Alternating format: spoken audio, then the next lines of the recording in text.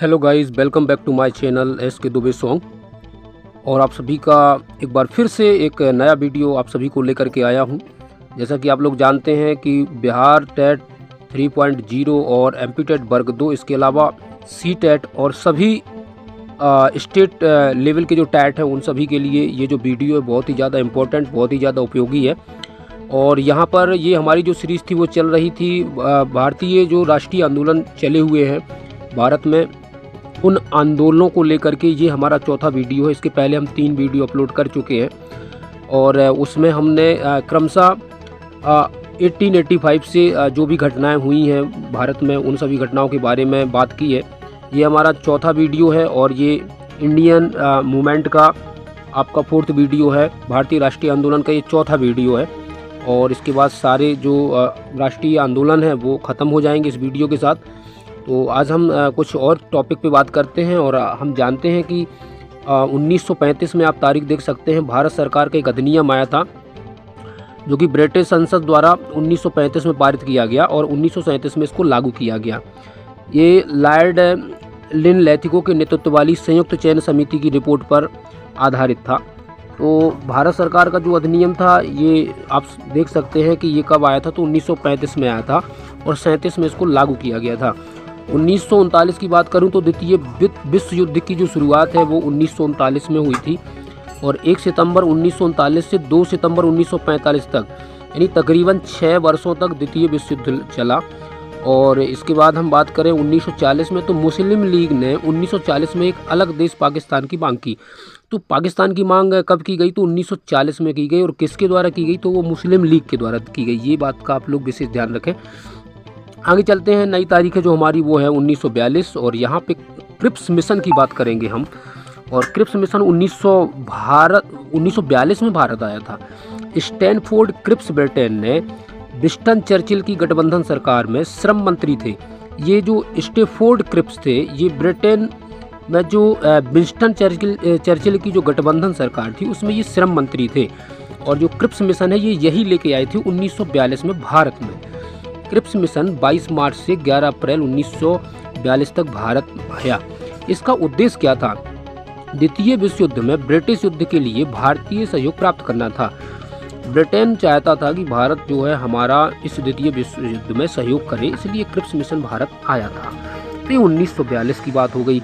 आगे बढ़ते हैं तो एक बड़ा मूवमेंट जिसका भारतीय हिस्ट्री में एक बहुत बड़ा रोल रहा है और काफ़ी चर्चा में है, यहाँ से क्वेश्चन भी सभी टीचर एग्ज़ामों में बनते हैं।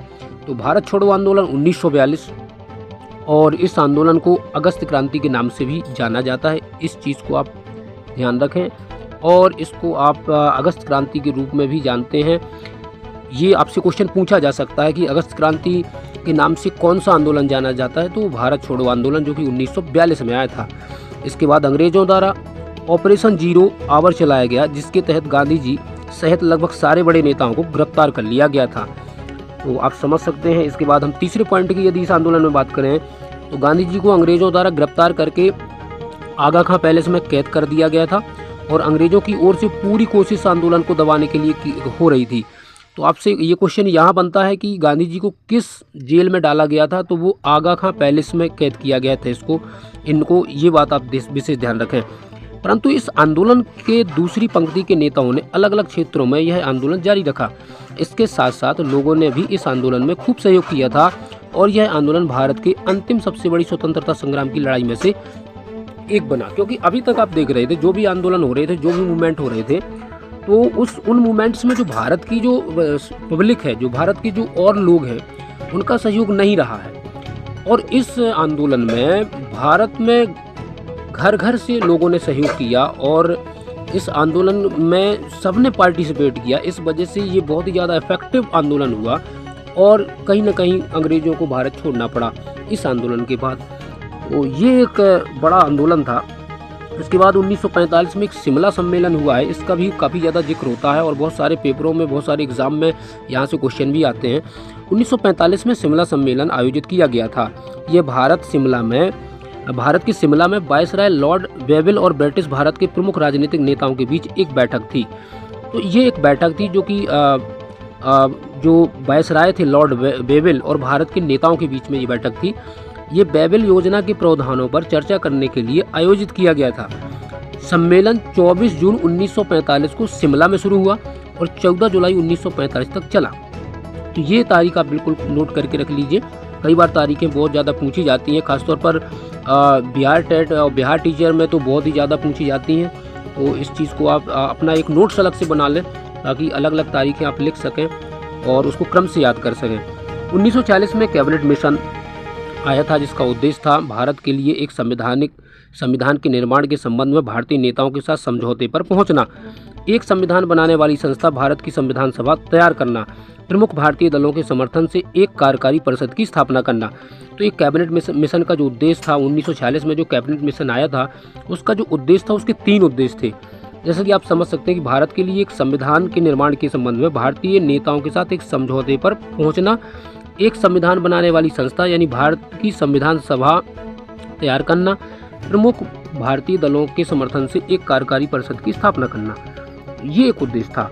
इसके बाद हम चलते हैं फाइनली 1947 में, और 22 मार्च 1947 को ब्रिटिश सरकार का 34वां एवं अंतिम governor general Lord Mountbatten Bharat आया। तो ये जो है ब्रिटिश सरकार का अंतिम गवर्नर जनरल था, जिसका नाम था लॉर्ड माउंटबेटन, और आया था ये कब? 22 मार्च 1947 को।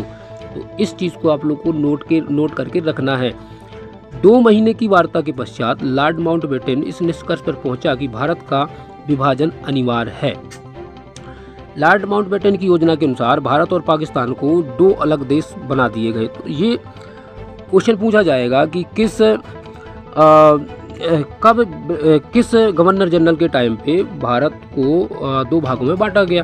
तो उस समय लॉर्ड माउंटबेटन जो है गवर्नर जनरल थे और 2 महीने वार्ता चली, तब जाके भारत और पाकिस्तान को 2 अलग देशों के रूप में बांटा गया। आप पिक्चर में भी इस तरीके से देख सकते हैं। शुरुआती टाइम में पाकिस्तान के 2 टुकड़े हुए, एक तो पूर्वी पाकिस्तान और दूसरा पश्चिमी पाकिस्तान।